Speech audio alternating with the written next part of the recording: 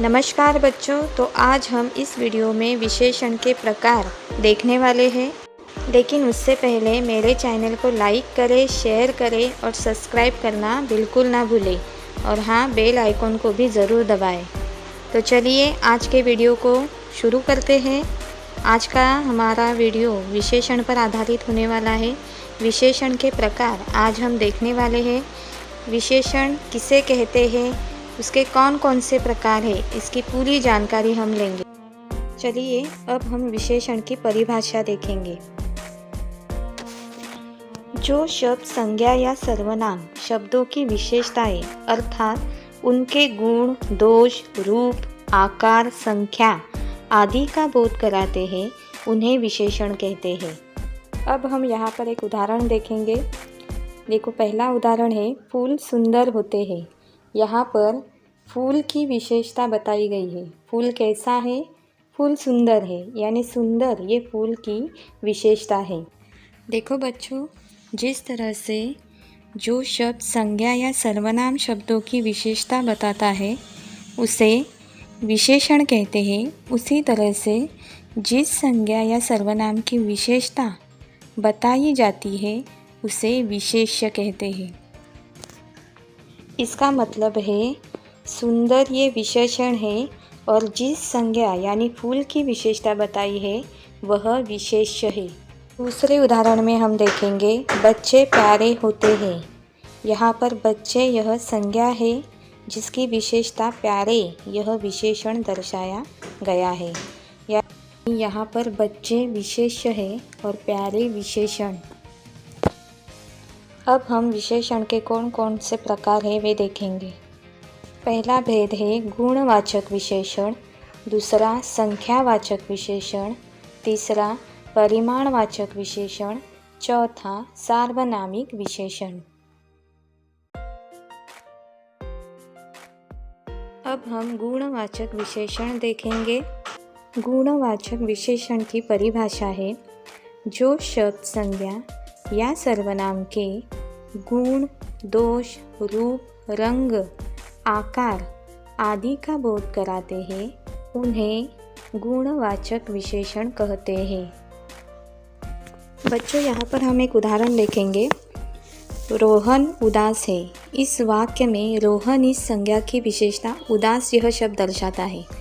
अर्थात बच्चों, कोई मनुष्य हो, प्राणी हो, वस्तु हो या स्थान हो, इन सब के बारे में जो शब्द उनके रंग, रूप, आकार, दोष, गुण आदि का बोध कराते हैं वह शब्द गुणवाचक विशेषण होते हैं। जैसे हम यहाँ पर देखेंगे कि वह बहुत लंबा है, राम बहादुर है।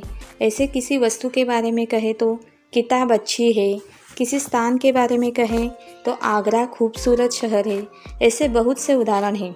इसलिए बच्चों, ऐसे शब्द जो संज्ञा या सर्वनाम के गुण, दोष, रंग, आकार, रूप के बारे में विशेषता दर्शाता है वह गुणवाचक विशेषण कहलाता है। अब हम विशेषण का दूसरा प्रकार संख्यावाचक विशेषण के बारे में जानेंगे। अब हम संख्यावाचक विशेषण की परिभाषा देखेंगे। जो शब्द संज्ञा या सर्वनाम की संख्या का बोध कराते हैं उन्हें संख्यावाचक विशेषण कहते हैं। जैसे 2 कौवे, 7 पक्षी। संख्यावाचक विशेषण के 2 उपभेद हैं। पहला निश्चित संख्यावाचक विशेषण, दूसरा अनिश्चित संख्यावाचक विशेषण। अब हम निश्चित संख्यावाचक विशेषण की परिभाषा देखेंगे। जो शब्द संज्ञा या सर्वनाम की निश्चित संख्या का बोध कराते हैं उन्हें निश्चित संख्यावाचक विशेषण कहते हैं। यहाँ पर हम एक उदाहरण देखेंगे। हमारी पाठशाला यहाँ से 2 किलोमीटर दूर है। दूसरा उदाहरण है, आकाश में 2 पंछी उड़ रहे हैं। इन दोनों वाक्यों में निश्चित संख्या यानी अंक को दर्शाया गया है। जैसे 2 किलोमीटर, 2 पंछी, इसलिए इसे निश्चित संख्यावाचक विशेषण कहते हैं। अब हम संख्यावाचक विशेषण का दूसरा प्रकार अनिश्चित संख्यावाचक विशेषण की परिभाषा देखेंगे। जो शब्द संज्ञा या सर्वनाम की अनिश्चित संख्या का बोध कराते हैं उन्हें अनिश्चित संख्यावाचक विशेषण कहते हैं। जैसे कुछ सैनिक, अनेक जानवर। यहाँ पर हम एक उदाहरण देखेंगे। बच्चों, अनिश्चित संख्या यानी संख्या निश्चित न होना। उस शब्द से यह पता नहीं चलता कि वह कितनी संख्या दर्शा रहा है या कौन सा अंक दर्शा रहा है। जैसे इस उदाहरण में देखिए, रेल दुर्घटना में सैकड़ों लोग मारे गए। इस वाक्य से यह बोध होता है कि बहुत सारे लोग दुर्घटना में मारे गए हैं, लेकिन निश्चित संख्या, निश्चित अंक नहीं मालूम होता। ऐसे शब्द को अनिश्चयवाचक विशेषण कहते हैं। अब हम दूसरे उदाहरण में देखेंगे। वहाँ कुछ बच्चे रेत का घर बनाने लगे। यहाँ पर कुछ बच्चे इस शब्द से यह पता नहीं चलता है कि कितने बच्चे हैं, इसीलिए कुछ यह शब्द अनिश्चित संख्यावाचक विशेषण है। अब हम विशेषण का तीसरा प्रकार परिमाणवाचक विशेषण देखेंगे। परिमाणवाचक विशेषण की परिभाषा है, जो विशेषण शब्द संज्ञा या सर्वनाम की मात्रा यानी नापतोल का बोध कराते हैं उन्हें परिमाणवाचक विशेषण कहते हैं। यहाँ पर जैसे हम देखेंगे 2 मीटर कपड़ा, 4 किलो चीनी, यह नापतोल के साधन हैं और इसीलिए इसे परिमाणवाचक विशेषण कहते हैं।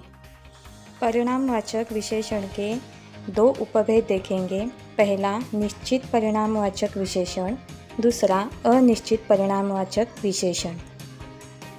निश्चित परिणामवाचक विशेषण की परिभाषा है, जो विशेषण शब्द संज्ञा या सर्वनाम की निश्चित मात्रा का बोध कराते हैं उन्हें निश्चित परिणामवाचक विशेषण कहते हैं। जैसे 10 किलो आटा, 2 लीटर तेल आदि। अब हम उदाहरण देखेंगे। डिब्बे में 2 किलो चावल है। दूसरा उदाहरण है 3 मीटर कपड़ा देना। इस वाक्य में मात्रा का निश्चित प्रमाण दिया गया है। जैसे डिब्बे में 2 किलो चावल है, 3 मीटर कपड़ा देना। 2 किलो और 3 मीटर इस शब्द से ये निश्चित मात्रा पता चलती है, इसलिए इसे निश्चित परिणामवाचक विशेषण कहते हैं। अब हम परिणामवाचक विशेषण का दूसरा उपभेद देखेंगे, अनिश्चित परिणामवाचक विशेषण, यानी जिसकी मात्रा निश्चित न हो। तो चले अनिश्चित परिणामवाचक विशेषण की परिभाषा देखते हैं। जो विशेषण शब्द संज्ञा या सर्वनाम की अनिश्चित मात्रा का बोध कराते हैं उन्हें अनिश्चित परिणामवाचक विशेषण कहते हैं। यहाँ पर हम उदाहरण देखेंगे। पहला उदाहरण है गाय को थोड़ा चारा दे दो। दूसरा है भोजन में नमक कम है। पहले वाक्य में गाय को थोड़ा चारा दे दो कहा गया है, लेकिन उसकी मात्रा अनिश्चित है। कितना चारा देना है इसका बोध नहीं होता, इसलिए ऐसे शब्द अनिश्चित परिणामवाचक विशेषण कहलाते हैं। जैसे भोजन में नमक कम है, लेकिन कितना है यह नहीं बताया गया। ऐसे शब्द जिनमें मात्रा का निश्चित ज्ञान न हो उसे अनिश्चित परिणामवाचक विशेषण कहते हैं। अब हम विशेषण का चौथा प्रकार सार्वनामिक विशेषण देखेंगे। सार्वनामिक विशेषण की परिभाषा है, जो सर्वनाम शब्द वाक्य में विशेषण का कार्य करते हैं उन्हें सार्वनामिक विशेषण कहते हैं। यहाँ हम उदाहरण देखेंगे। यह गाय क्या आप लोगों की है? दूसरा उदाहरण है यह हमारी गाय का चारा खा गई। देखो बच्चों, इन उदाहरणों में सर्वनाम जो यह है यही इस वाक्य की विशेषता दर्शाता है, यानी यहाँ पर विशेषण का कार्य सर्वनाम ने किया है, इसीलिए इसे सार्वनामिक विशेषण कहते हैं। देखो बच्चों, यहाँ पर सार्वनामिक यानी सर्वनाम, जिस वाक्य में सर्वनाम विशेषण का कार्य करता है उसे सार्वनामिक विशेषण कहते हैं। तो बच्चों, आज का पाठ यही समाप्त होता है। मुझे उम्मीद है आप लोगों को यह पाठ अच्छी तरह से समझ में आया होगा। अगर आया है तो मेरे चैनल को लाइक करें, शेयर करें और सब्सक्राइब करना ना भूलें। तो चलिए मिलते हैं अगले वीडियो में। Bye bye.